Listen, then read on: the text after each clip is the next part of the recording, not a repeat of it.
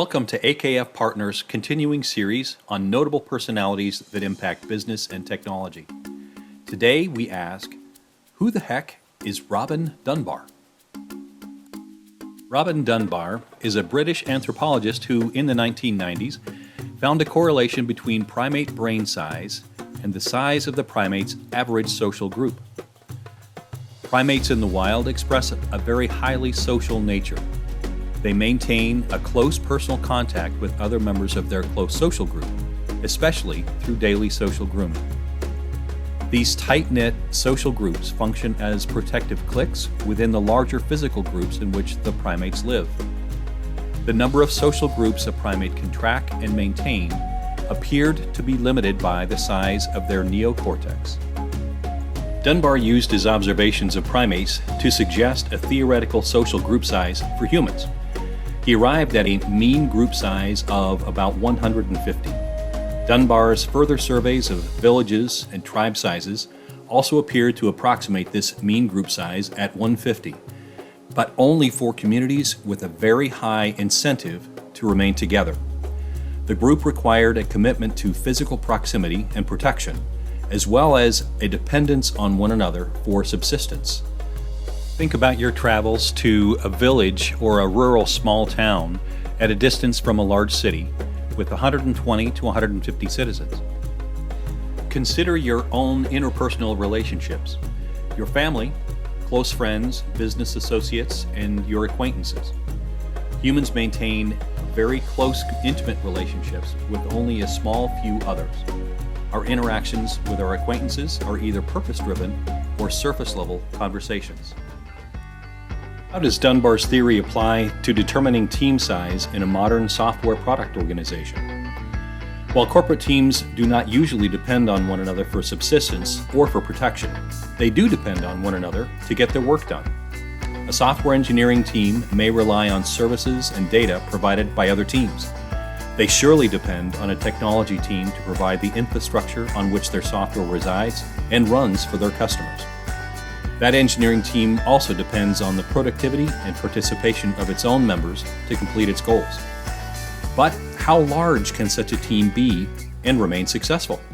A second consideration arises from Mel Conway, who stated that each individual must have at most one superior and at most approximately 7 subordinates. A team of 4 people entails 6 lines of communication, 1 line from each individual to every other member of the team. A team of 6 entails 15 lines of communication. A team of 10 entails 45 lines of communication.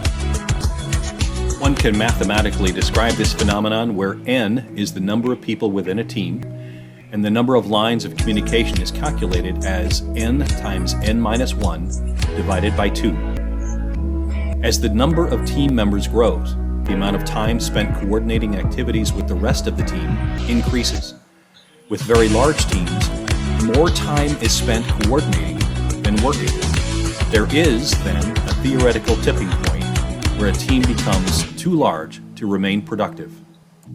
Combining these thoughts and theories from Dunbar and Conway together, we arrive at an optimal team size of no more than 12 to 15 people. We see this naturally borne out in sports teams like American football, soccer, and baseball. We also see it in military units or squads, and anywhere concise communication is required for proper functioning of a team.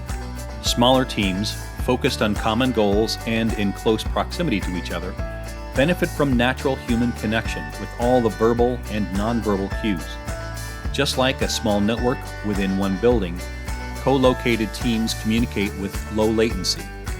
Big teams, particularly when dispersed over distances and time zones, must deal with slower, more challenging communication.